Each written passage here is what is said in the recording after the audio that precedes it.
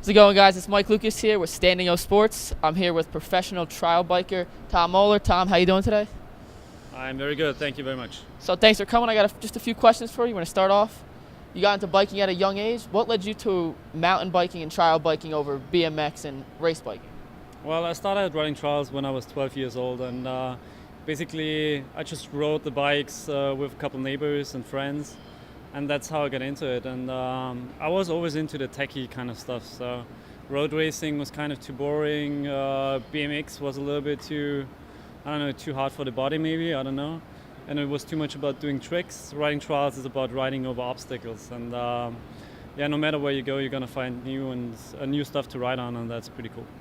So you're from Austria. You've been in the U.S. obviously for a while. What's your favorite place in the United States to ride your bike?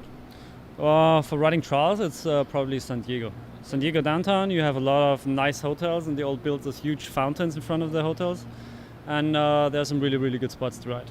Nice. So I saw some of your videos. You rode the Sea of Rock in Austria. Yeah. When you get to the top of a mountain like that, and you're about to start your descent, what is going through your head? Are you nervous, anxious, excited, a little bit of everything? A little bit of everything, yeah, pretty much. So when you're standing up there in the mountain, it's like there's no room for any mistakes. So you have to be really precise, you have to know what you're doing, and you have to be 100% sure that it will actually work. And if you got the feeling like that, and if you know you can do it, just go for it. So I don't want to ask this question, but I have to. Does the fear of crashing ever slip into the back of your mind? Yeah, from time to time it's coming up, but you have to deal with it, you know. It's like you have to calculate the risk, kind of, and as I said, when you know what you're doing, you know how far you can take it. So I don't know you that well personally yet, but I've seen your videos. I describe you as a daredevil. If I asked your friends to describe you in one word, what do you think they would say? Not daredevil for sure. No, I'm one of those guys. I really know what I do. I'm 100% sure when I do anything, and yeah, it might look like a daredevil a little bit. It might look like I'm doing like kind of stunts, but actually I know 100% what I'm doing. So that's why it's usually working out too.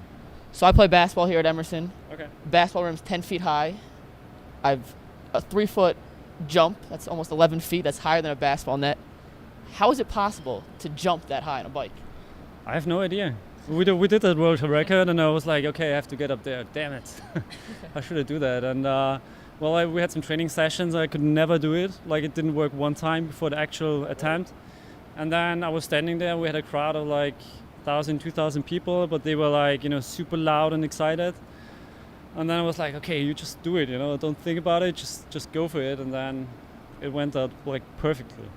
I'm an unathletic white kid, so my vert is like 9 feet and a half tops, so 11 feet is insane. So I've also known you raced a hurdler. Yeah. In a hurdling race. Yeah. You beat him and set a German world record. How did the idea to race a hurdler, kind of start? Where were you ever thinking, I ride a bike, let me hurdle? Where did that come from? Actually, I was a sports student. I studied sports science. I did my bachelor's, and we had a course which was track and field sports. So we tried 400-meter hurdles, and I was dying. I was running, and it was killing me. So I felt like, why don't you try it on a bike? It must be a lot easier, But actually, it's not that much easier. Like, obviously, it's not that hard to go fast, but you have to go over the hurdles, and you don't want to crash there. And the problem really is to get the right timing to, get over the hurdles and then go for the next one and next one. It's really exhausting.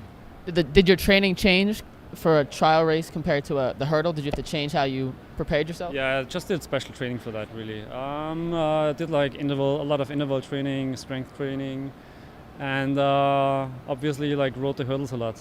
So when you beat George Fleischer, I hope I pronounced his name right, yeah, at his own sport, how did he take it? Is he kind of, oh my God, I lost to a biker in a running sport? How was he surprised, shocked?